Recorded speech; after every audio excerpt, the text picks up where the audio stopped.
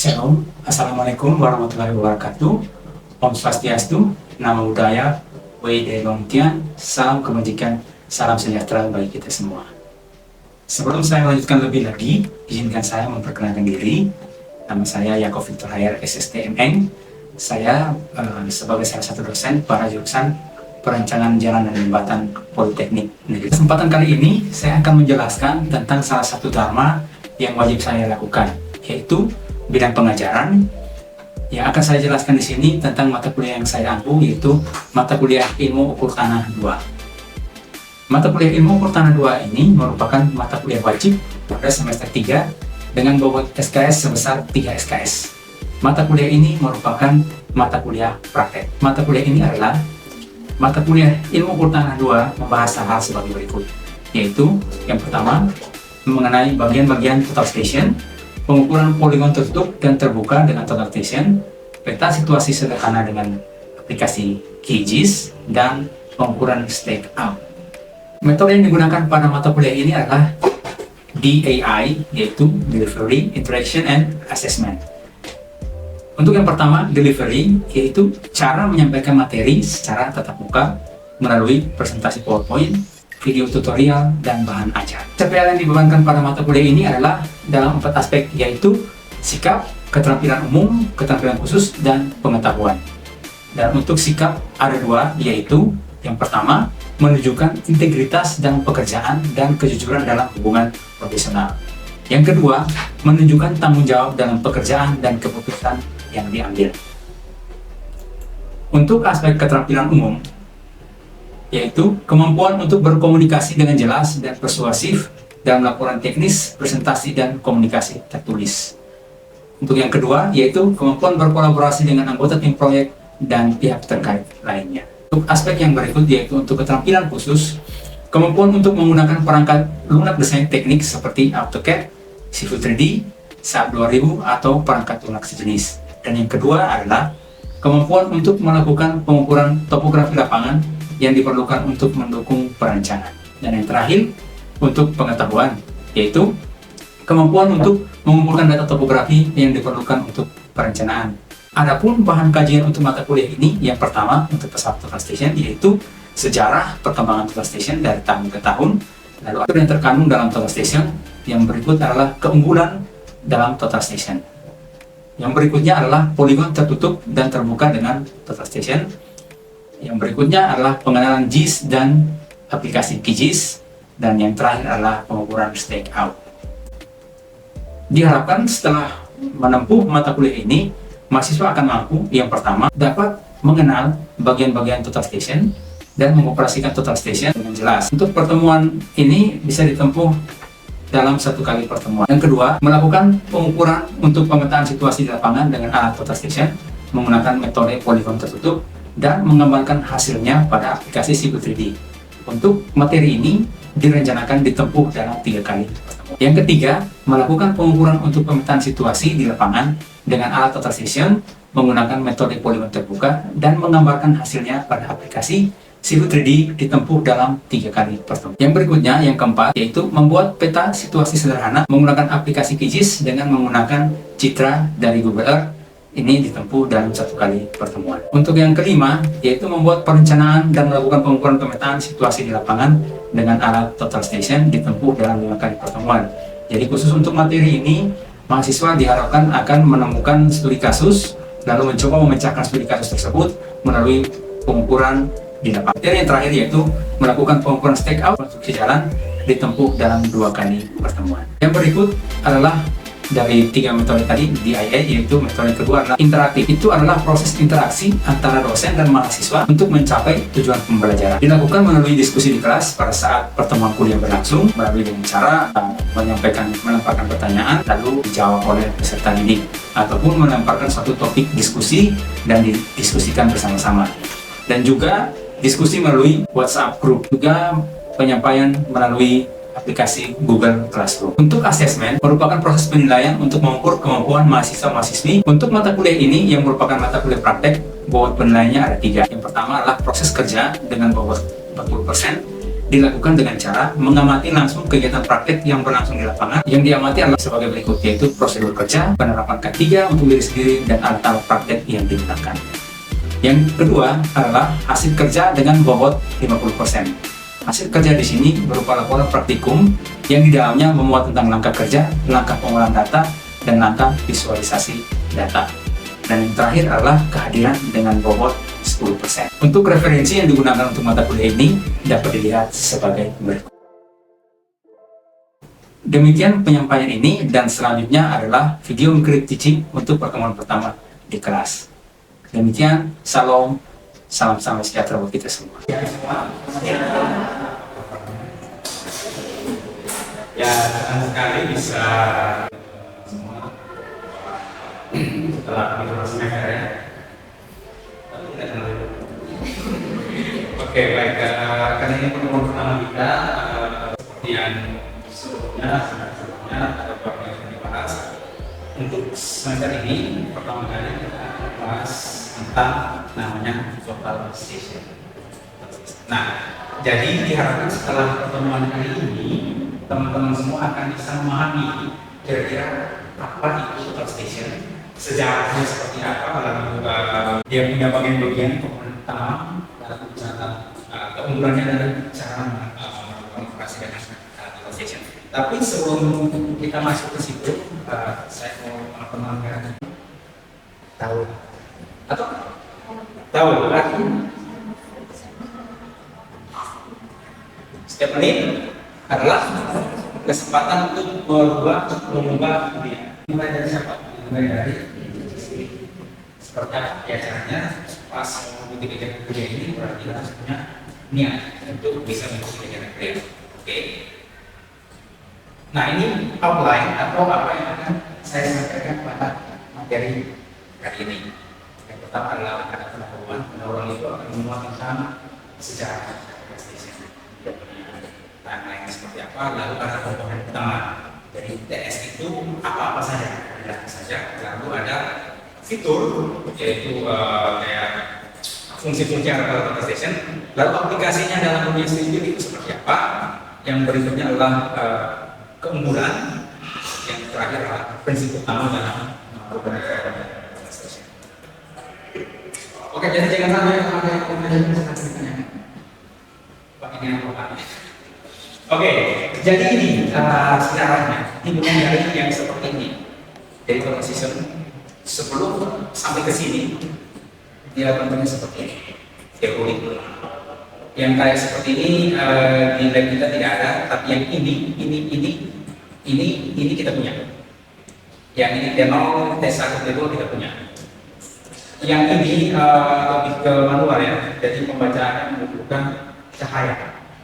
Jadi cahaya itu untuk membaca suhu itu harus ada catcher yang membutuhkan cahaya ke dalam salah satu teropong, lalu kita bisa membaca bacaan suhu. Lalu menjadi seperti ini. Lalu yang terakhir ini teori digital. Sudah agak beda karena tampilannya sudah digital. Lalu yang ini sebelum ini setelah ini ada gabungan antara teori dengan EDM, Electronic Distance Measurement, atau artinya pengukur jarak elektronik. Jadi selain bisa mengukur suhu, bisa mengukur jarak. Nah, pertama alatnya bisa teori sendiri, lalu EDM sendiri. Tapi seiring dengan berkembangnya zaman, dia mulai digabungkan jadi satu alat. Jadi selain mengukur jarak juga bisa mengukur suhu. Nah, yang di tengah ini mana lebih keren lagi karena dia merupakan penggabungan antara total station dan GPS gitu. Jadi kalau GPS itu dia alat yang bisa mengambil suhu secara teliti. Jadi teliti kita gabungannya. Terus yang ini total station, tapi dinamakan multi station karena dia bisa ada banyak fungsi di sini. Selain untuk suhu jarak ada banyak fungsi. Bahkan yang terbaru itu kata ini robotik. Saya kira selama. Jadi robotik ini satu orang saja bisa pakai. Ya, bisa pakai controller, dia bergerak. Jadi tinggal operatornya bergerak kemana, dengan secara otomatis dia akan menyesuaikan. Jadi tidak lagi manual. Canggih kan? Harganya juga canggih. Ya. Jadi dia keren. Dia otomatis bisa mengukur alat sendiri. Jadi kita perlu tinggal setting, lalu ini bisa langsung kalau online datanya bisa langsung dikirim ke cloud. Apalagi yang bisa mau pakai ini rencana tugas akhir. Tidak perlu lagi susah. Nah, tapi dia ini ada perbedaan sangat mendasar antara teori dan total-station. Perbedaan sangat mendasar. Ini komponen utamanya. Jadi komponen utama yang pertama itu ada namanya tadi saya sudah sebutkan, yaitu EDM atau Electronic Distance Measurement. Nah, jadi dia menggunakan prinsipnya seperti gelombang inframerah. Jadi dari alat ES ini dia akan memancarkan gelombang inframerah dipancarkan ke namanya prisma. Jadi dia punya target itu berupa ukur, kalau kita pakai ukur, dia tidak lagi berupa ukur, tapi berupa prisma. Nah, prisma ini dia akan menentukan gelombang inframerah dari total station, lalu menentukan balik ke total station, maka bisa didapatkan data yang dibutuhkan. Lalu yang berikutnya ada mikroprosesor. Itu di dalam TS itu artinya apa? Kalau teori itu kan cara kedua ya, masih ingat itu. Dan pemberian akan atas, bawah. Tapi yang ini tidak perlu lagi bicara seperti itu. Paling kita hanya tinggal memilih tempat prisma, lalu kita tekan tombolnya untuk mengukur, maka dia akan bisa. Nah, dengan microchip ini, kalau teori datanya kita bawa, lalu kita lakukan pengumuman data. Datanya dicatat manual. Sedangkan kalau total station datanya semua disimpan di A. Ya, kita bisa bawa alat ke lab untuk kita lakukan pengumuman data. Datanya itu bisa macam-macam. Kalau teori, kira-kira datanya berapa persen? Yang dicatat di mana? Ya.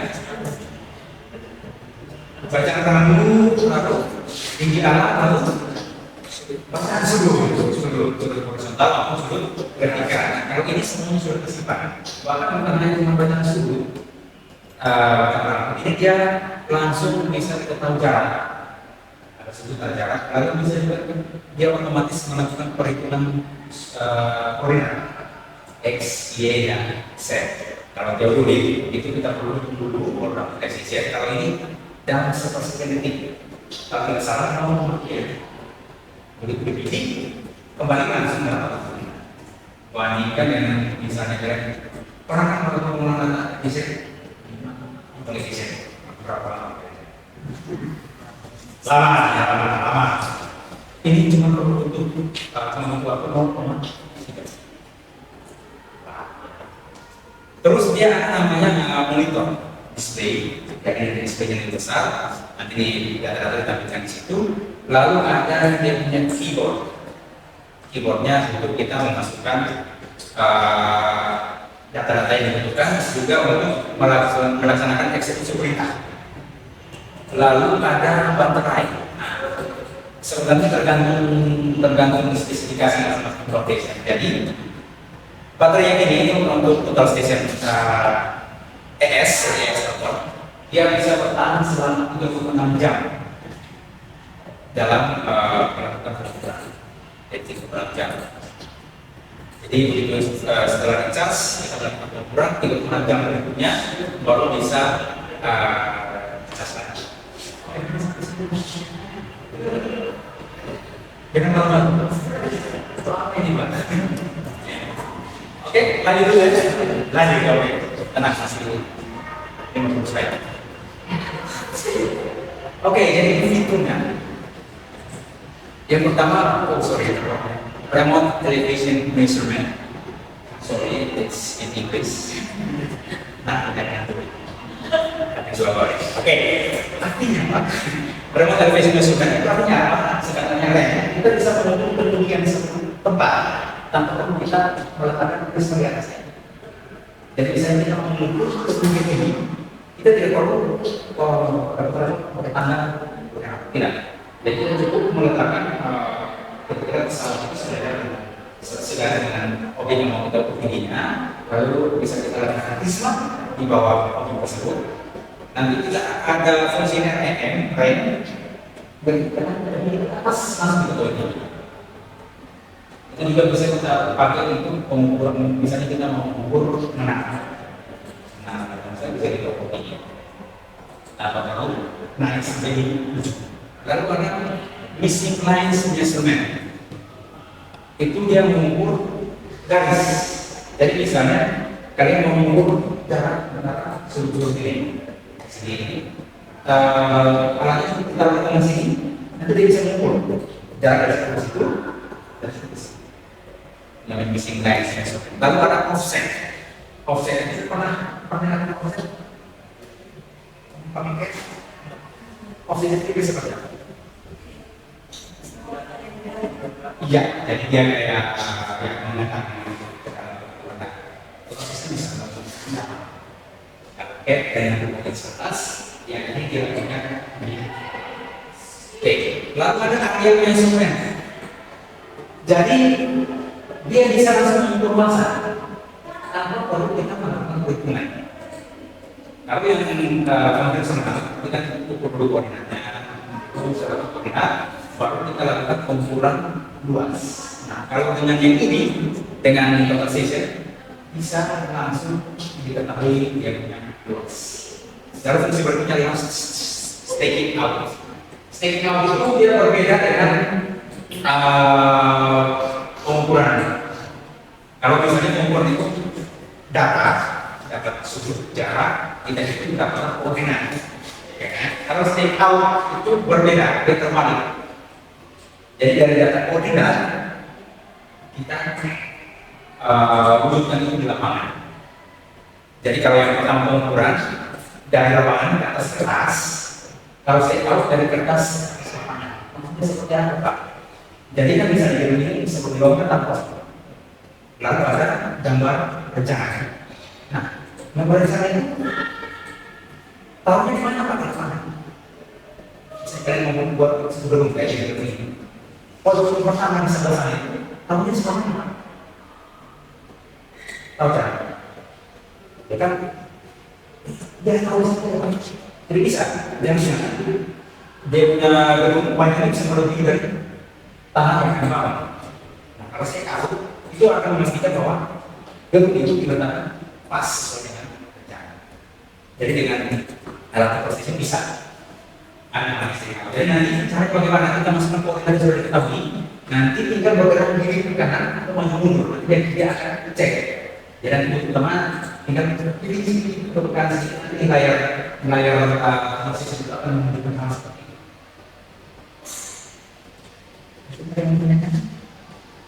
Berarti kayak misalnya Pak mau mengurus langsung saja dapat keluar di sana.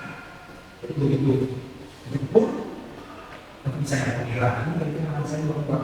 Kalau yang pakai alat biasa, ya dulu sama 10, pengatan dulu, itu. Kalau yang bisa tinggal gini kapan-kapan, langsung didapatkan luas. Oke, kita lanjut. Dikasih proses ini bisa untuk topografi dan pemetaan. Jadi pengukuran bangunan bumi, lalu untuk konstruksi bangunan. Nah, topografi dan pemetaan ini hasilnya berupa ada situasi. Kalau untuk konstruksi bangunan kira-kira butuh berapa?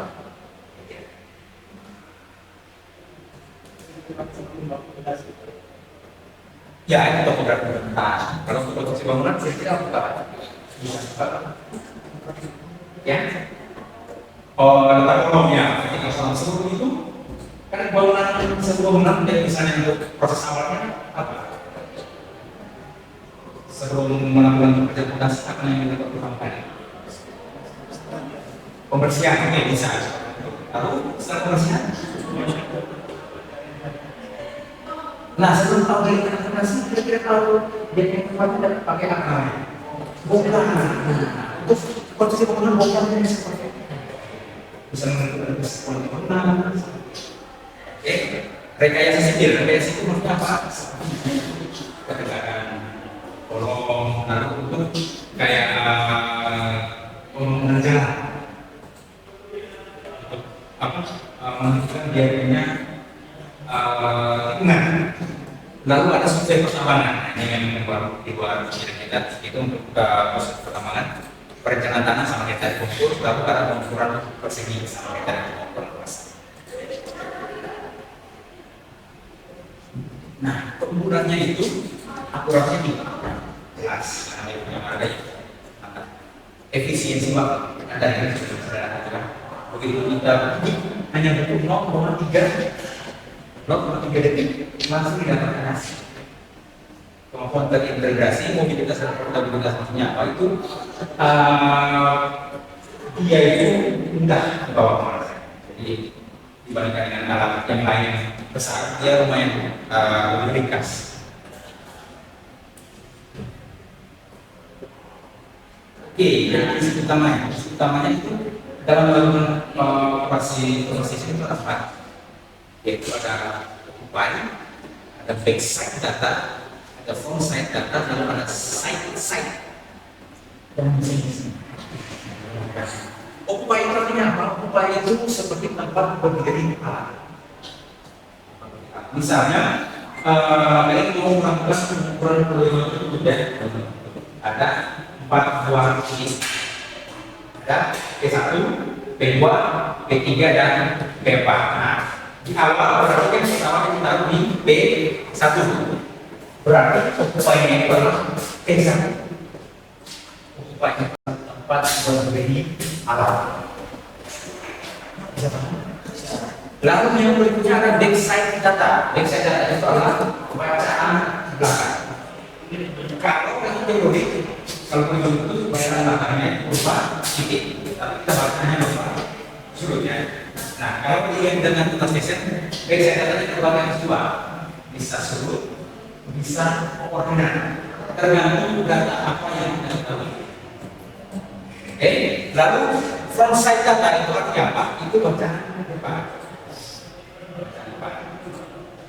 Bacaan depan bedanya dengan side apa Pak? Kalau bacaan depan ya sepertinya kayak side bacaan samping. Bedanya di mana Pak? Kalau front side itu untuk titik poin dulu, side untuk depan. Oke, kembali ke gini ke berarti itu adalah tempat jauh. Sorry, saya lupa di atas ini ada namanya buat file. Jadi sebenarnya ada 5 yang pertama itu buat file, buat folder. Jadi itu maksudnya apa? Itu untuk menyimpan semua data yang masuk ke dalam folder di dalam alat tersebut. Karena kan alat itu bisa menyimpan memori yang banyak. Jadi kita perlu membuat satu folder. Dan yang harus diperhatikan dalam membuat folder itu ada membuat nama foldernya, nama paling ini.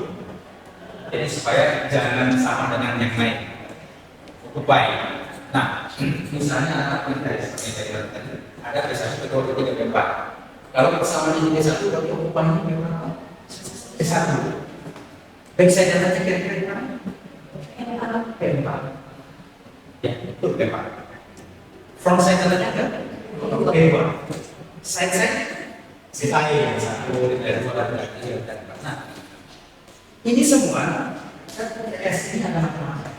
E dan D ada yang kita punya itu ada telepon, ada chatnaf, ada juga yang di sana ada Sophia, ada Rika, itu ada banyak. Itu tapi secara prinsip kelima hal ini pasti akan dilakukan. Mau alat apa saja itu pasti akan dilakukan. Cuman beda dalam bentuknya step-step. Seperti kayak kalian mengoperasikan pakai Samsung dengan iPhone misalnya, itu pasti akan ada beda. iPhone-nya kita beda. Cuma beda tapi secara prinsip itu ada 5 hal itu pasti, 5 hal itu pasti. Nah, oke, 5 hal itu pasti. Kalau pada backside data dua sudut, koordinat. Kalau sudut kita untuk pakai cara lepas, itu namanya cara singkawat. Dari kita di belakang, lalu kita kita masukkan itu sebagai baseline data. Nah, kalau koordinat itu apa? Koordinat itu kalau ada namanya PM di lapangan, PM di lapangan, nanti ada bisa kita jadikan target saja. Itu kecuali ada PM di lapangan, baseline datanya berupa koordinat. Bukan hanya ada PM, tapi juga harus ada tingkatnya koordinatnya. Kita bisa masukkan namanya baseline data. Lalu ada front-side data itu bacaan depan, lalu pada side-side untuk bacaan samping. Nah, ini dia ada sedikit perbedaan antara titik pertama dan titik kedua dan seterusnya. Kalau titik pertama, occupy dan backside data itu kan buat file terus occupy dan backside data itu masukkan secara pembahasan apa dan ini belum ada sama sekali.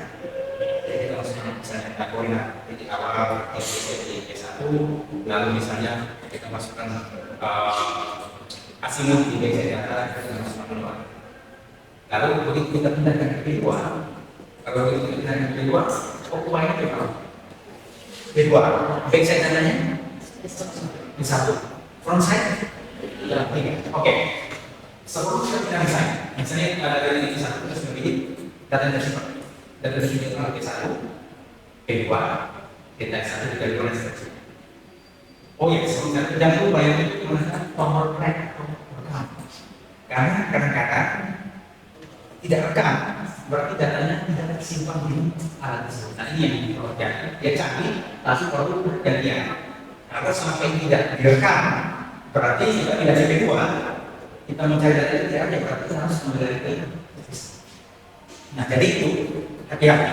Nah bedanya di titik P1 dan P2 itu seperti itu. P2 ini dengan satu, P1 kita masukkan secara manual, P2 itu kita tinggal panggil datanya.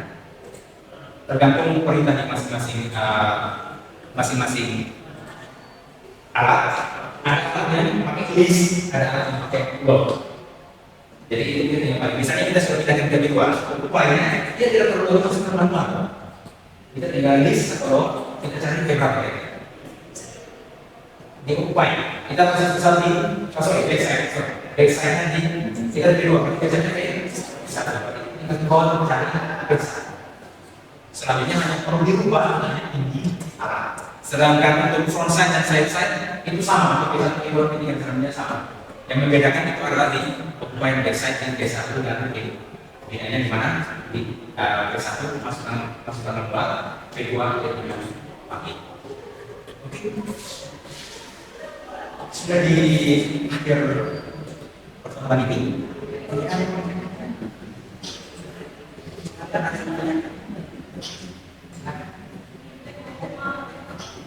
Saya sebenarnya sering lupa dengan saya lupa kesulitan lain yang terjadi.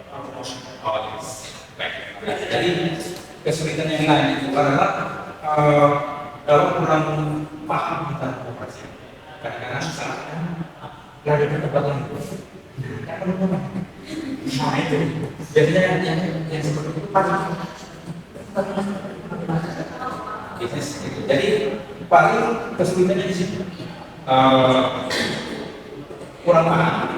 Maksudnya mengakses mulai salah tekanannya salah tekan itu yang berikutnya yang fatal itu adalah kayak salah panggilan. Misalnya kalian di B2, bagi seperti B2 kan, kalian panggilan apa bisa? Nah itu salah. Itu harus diulangi lagi dari awal.